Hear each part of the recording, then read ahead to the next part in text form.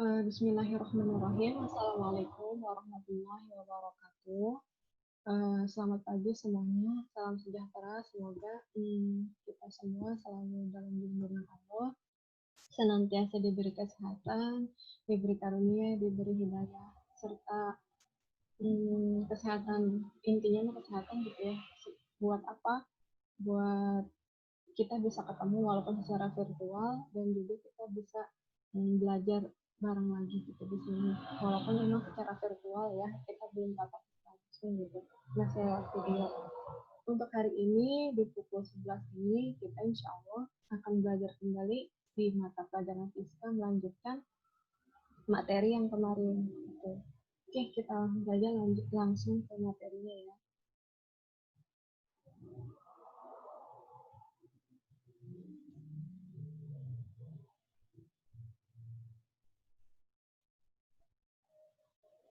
Oke, bismillah. Kemarin kita membahas tentang torsi ya gitu, dan ibu juga sudah memberikan tugasnya. Alhamdulillah reaksi kalian pada semangat semua gitu ya, bagus. Terus juga pas ibu lihat juga lumayan bisa gitu ya. Untuk sekarang kita lanjut ke materi yang kedua, kan masih sama tentang torsi, tapi ke selanjutnya gitu, ke tentang konsep yang kedua, yaitu tentang momen inersia. Oke, langsung ya.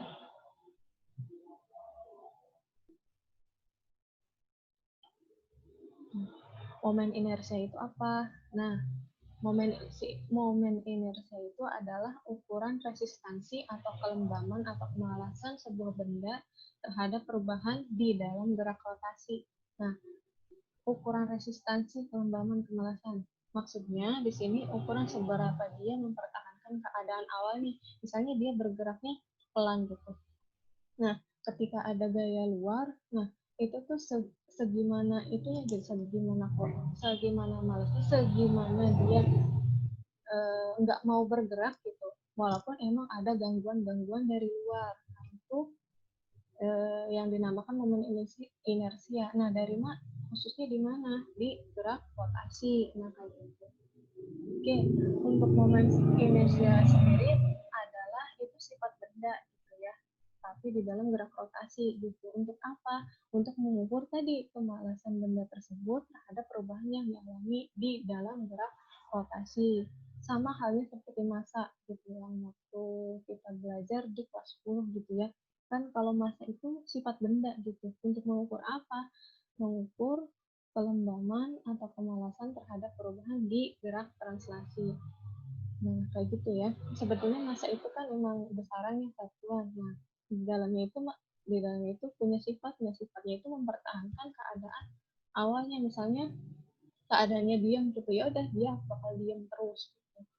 Sebelum emang ada gaya-gaya luar yang mempengaruhi dia, kayak gitu.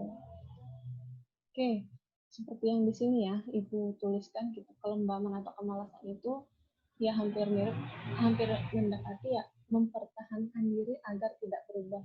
Nah, kalau di dalam gerak rotasi yang mempertahankan dirinya apa? Ya kecepatan sudutnya ini gitu. Kalau misalnya tadinya bergerak dengan kecepatan sudut segitu, ya udah segitu gitu. Nah, oke. Momen inersia itu dilambangkan dengan huruf I besar. Nah, satuannya adalah kilogram meter per segi atau meter pangkat 3. Oke, perhatikan gambar berikut ya. Di sini ada 3 buah benda. Ini yang pertama, ini yang kedua, ini yang ketiga. Masing-masing mempunyai massa gitu. Massa untuk yang benda pertama dia dilambangkan massanya adalah M1. Benda kedua di sini dia punya massa dilambangkan dengan M2, dan benda ketiga punya massa yang dilambangkan dengan M3. Ketika diputar gitu, M1, M2 sama M3 kan otomatis juga ikut berputar. Nah, di situ kan terjadi gerak rotasi. Oh, ini salah nih. Gerak rotasi dengan kecepatan sudut omega. Dan juga bergerak secara translasi dengan kecepatan linear V. Jadi ada gerak rotasi, ada gerak translasi. Nah, gerak rotasinya di mana? Di sini. Ketika dia memutari sumbu putarnya atau poros rotasinya. Nah, kalau translasi ketika dia ketika si benda itu berpindah gitu. Titiknya, kemudian minta posisinya, tapi tidak merubah bentuk si benda ini. Gitu kan? Nah, gambar untuk memperjelasnya kita ambil yang M2 ya, seperti yang ini. Gitu. Nah, di sini kan ada kecepatan sudut ketika dia memutari poros rotasi. Nah, di sini juga ada kecepatan translasi. Maksudnya ini lurus ya, lurus ini panahnya. Nah, sebesar V. Dari jarak sumbu putar ke benda, itu kita kasih lambang R. Karena ini M2, yang kita tinjau itu adalah benda yang kedua, maka di sini R-nya adalah R2. Oh, benda bergerak, maka ada energi kinetik yang dilakukan oleh benda tersebut. Benda yang mana? Ya M2 ini. Ketika bergerak, pasti dia kan punya energi kinetik. Nah, seperti itu. Energi kinetik besarnya adalah setengah massa dikali kecepatan dikuadratkan.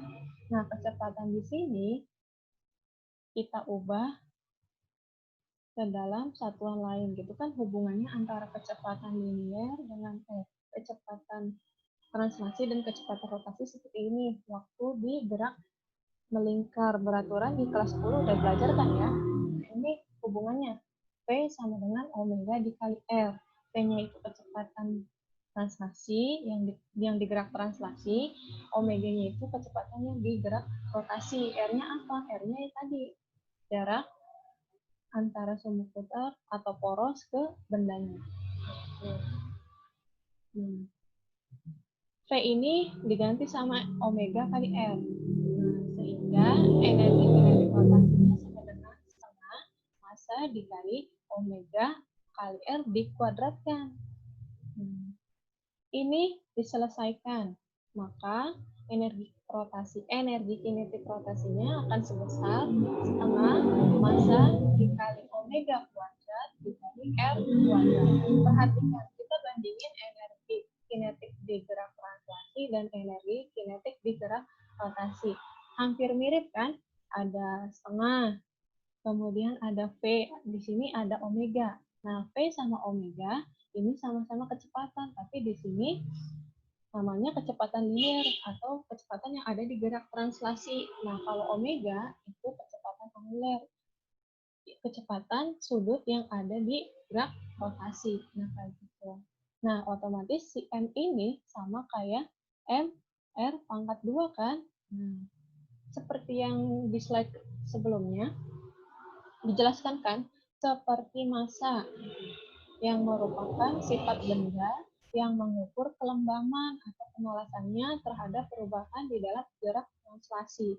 Kalau massa itu di gerak translasi, nah kalau di gerak rotasinya namanya adalah momen inersia. Sehingga dari persamaan ini kita dapat menentukan besar suatu momen inersia tersebut, yaitu massa dikali R pangkat 2. R-nya apa? Jarak dari poros ke bendanya. Seperti itu. Ya. Sehingga besar suatu momen inersia adalah I sama dengan MR pangkat M kali R pangkat 2. Ini adalah rumus dari momen inersia. Seperti itu. Lanjut ya. Oke. Bila bendanya lebih dari satu, kan kayak yang di samping nih, kan tadi cuman meninjaunya yang M2 aja kan. Nah, sekarang kita kalau misalnya bendanya ada 3 gimana? Nah, maka momen inersianya adalah dijumlah aja. Benda yang pertama, momen inersianya berapa? Benda yang kedua, momen inersianya berapa? Benda yang ketiga, momen inersianya berapa? Nah, masing-masing kan punya massa dan juga punya jarak dari poros ke massa itu gitu. Jadi M1 dikali R1 pangkat 2 untuk benda yang pertama. M ditambah M2 dikali R2 pangkat 2 untuk benda yang kedua. Kemudian M3 dikali R3 pangkat 2 untuk benda yang ketiga. Yang ini. Ini benda pertama, ini benda kedua, ini benda ketiga. Momen inersianya tinggal dijumlahkan saja.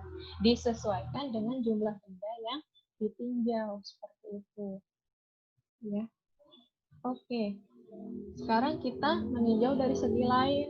Kan tadi kan tinjaunya dari energi kinetik. Nah, sekarang kita tinjau dari sisi lain ya. Nah, di sini kan masih terdapat 3 buah benda. Masing-masing mempunyai massa M1, M2, dan M3. Ketika diputar, maka dia juga bergerak, Kak. Maka dia akan bergerak maksudnya. Nah, bergerak dengan kecepatan linier dan bergerak dengan kecepatan sudut. Kecepatan maksudnya kecepatan linier itu kecepatan yang digerak translasi ya. Oke. Nah, ketika diputar, berarti sistem ini itu mendapatkan gaya dari luar kan? Gitu. Sebesar apa? Sebesar F. Ingat, simbol gaya kan F ya. Akibatnya benda bergerak juga dengan percepatan. Percepatan apa? Percepatan tangensial yang di sini. Nah, ini yang percepatan tangensial. Kalau percepatan sudut itu yang di tengah tadi. Oke, maka berlaku hukum 2 Newton. Kalau misalnya di yang materi kelas 10, hukum 2 Newton itu kan persamaannya sigma F sama dengan M dikali A. Nah, kalau di sini karena kita tinjaunya gerak rotasi, maka di sini F sama dengan M dikali AT. AT di sini adalah percepatan tangensial. Nah, percepatan tangensial itu sama ada hubungannya dengan percepatan sentripetal. Nah, percepatan tangensial kan di sini. Nah, kalau percepatan sentripetalnya itu atau percepatan yang di gerak rotasinya itu kan di sini. Nah, itu dihubungkan dengan R. R itu jarak dari benda ke poros. Kita ganti ya, gitu. Di sini bisa juga ditulis A biasa, sama di sini percepatan yang rotasinya itu alfa. Yang A tangensial itu diganti sama R dikali AF. Maka jadinya F sama dengan M kali R kali alfa. Kemudian masing-masing sisi dikalikan dengan R. Masing-masing itu sisi kiri dan sisi kanan. Dikalikan R lagi. Maka akan menjadi R kali F sama dengan M dikali R dikali R dikali alfa. Pada pertemuan kemarin, R dikali F itu akan menghasilkan torsi. Di sini, M dikali R pangkat 2 itu adalah momen inersia. Sehingga inersia juga dapat dicari menggunakan torsi dan percepatan ini, percepatan yang di gerak rotasi ini. Kemudian di sini sehingga besar suatu momen inersia dapat juga dinyatakan dengan persamaan O sama dengan I dikali alfa. Oke, lanjut.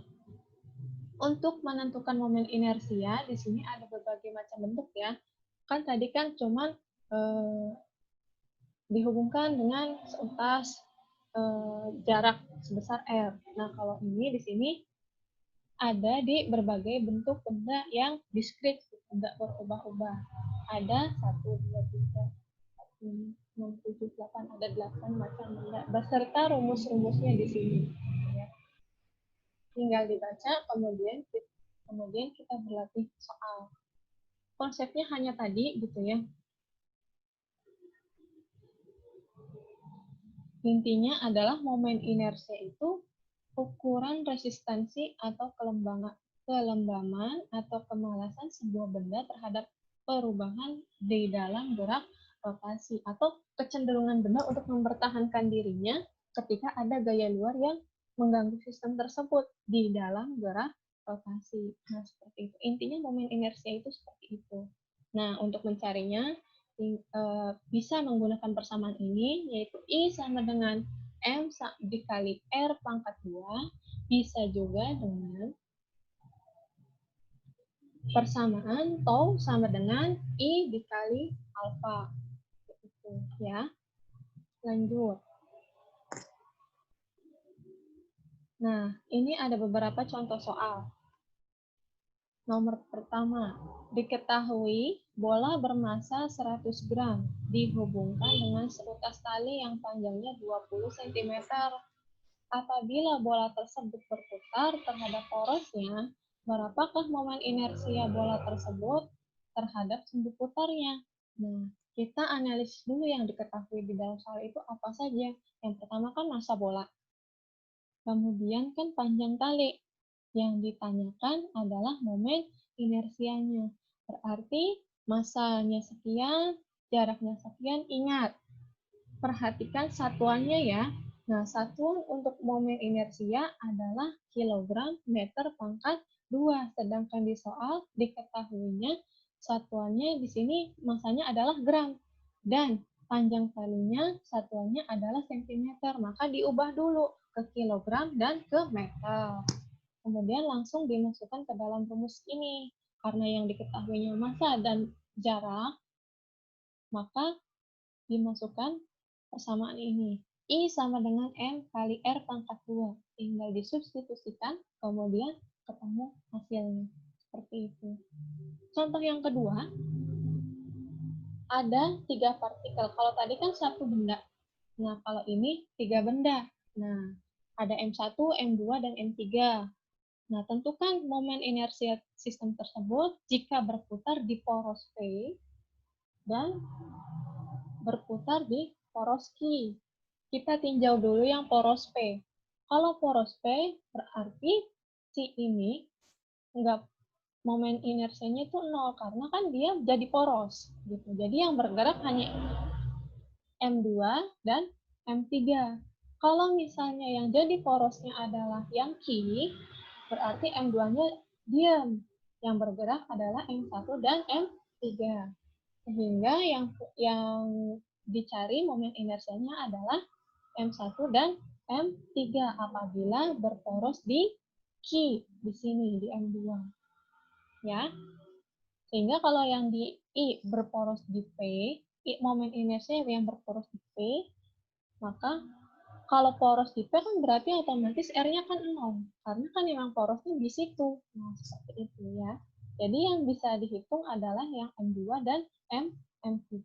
R-nya berapa dari sini ke sini. Kalau yang M3 dari poros ke bendanya. Berarti kan kalau dari poros ke bendanya untuk massa yang kedua adalah 1 meter. Untuk yang massa yang ketiga itu berarti kan dari sini ke sini. Berarti 1 tambah 1. Ya, berarti 2 meter. Tinggal dimasukkan ke dalam rumus, kemudian ketemu. Begitupun dengan yang B. Sama aja. Kalau porosnya yang di Q, berarti jarak R2-nya akan 0. Gitu. Karena kan memang porosnya di situ. Tempat berputarnya kan di situ. Jadi yang bergerak adalah M1 dan M3 saja. M1 dan M3-nya sudah diketahui, jarak dari poros ke bendanya sudah diketahui, yaitu masing-masing 1 meter. Untuk yang M1, yang M2 juga sama 1 meter, kemudian disubstitusikan ke rumus, dan diketahui hasilnya seperti ini. Ingat ya, perhatikan porosnya, tempat dia berputar. Lanjut, jenis soal yang ketiga. Nah, kalau ini sudah mulai ke benda yang lain, yaitu batang pejal. Untuk yang benda-benda lain, kita mau nggak mau harus tahu rumusnya. Rumus yang ini, di dalam berbagai bentuk benda. Ada batang silinder poros, ada batang silinder poros melalui ujung, dan sebagainya. Ini harus hafal rumusnya yang ini. Kan kalau misalnya batang pejal, itu berarti untuk menentukan momen inersianya menggunakan rumus ini. Tinggal dimasukkan saja. Diketahui dulu apa, masanya berapa, L-nya berapa, kemudian dimasukkan ke dalam rumus. Begitupun contoh soal yang terakhir ini. Kan kalau ini bola pejal ya, nah, bola pejal. Beda lagi untuk menentukan momen inersianya gitu. Menggunakan rumus yang ini. Tadi kan bedanya kalau yang batang itu kan 1/12 M dikali L pangkat 2. Kalau misalnya di bola pejal itu 2/5 M dikali R pangkat 2. Karena di bola pejal kan kalau di bola kan adanya jari-jari ya, jadi pakainya R. Kalau misalnya di batang panjang kan adanya, berarti simbolnya L. Kemudian konstanta yang di sininya beda. Untuk bola pejal adalah 2/5, batang pejal adalah 1/12. Begitupun yang lain, pasti beda-beda. Cakram pasti beda ininya. Konstanta yang di sininya pasti beda. Oleh karena itu kita harus hafal rumusnya minimal ya inilah gitu ya. Kayak yang soal sering keluar, kayak bola, kemudian batang, kadang juga cakram, kayak gitu. Lebih baiknya sih hafal semua. Gitu. Memang ada saatnya menghafal, ada saatnya memahami. Seperti itu. Oke ya.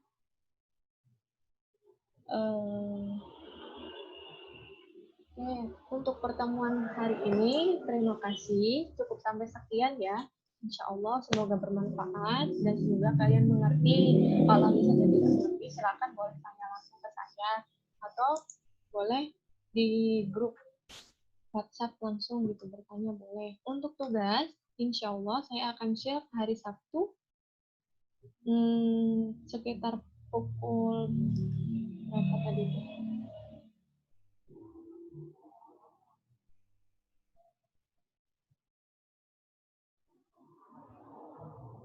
Kalau nggak pagi,